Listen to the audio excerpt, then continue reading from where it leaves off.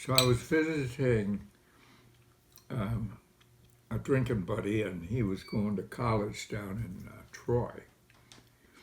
And he had a girlfriend, and her folks had a camp on Crooked Lake. And he fixed me up with a date, and we went swimming there. And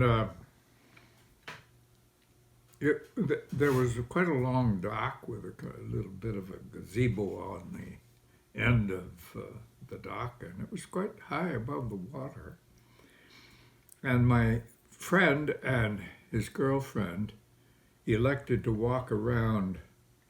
There was a point that went out into the lake, and they elected to go from there to a float where they could climb up on the float and kind of sun themselves and not get too much exercise, right? My friend wasn't a very good swimmer. And so when it was time for them to quit, they decided to go from that float to that gazebo on the end of the dock. It was quite a bit longer distance than it was from where they came from the point out to the float. Well, not very long into that movement, the guy started going down, and his girlfriend couldn't seem to help him.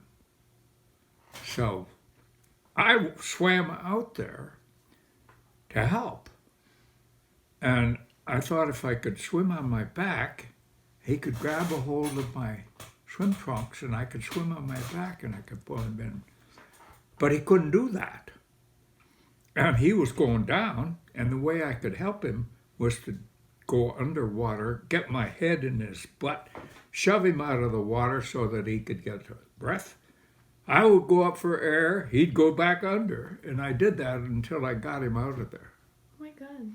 I was so exhausted, I'll tell you, that I wasn't in good shape then. I think I was smoking and stuff like that. And boy, it took me quite a while to get my breath in so that I could climb out of there. Yeah. Gads, that's the only time I've ever tried to do that. Boy, it was awful. But you saved his life. I did.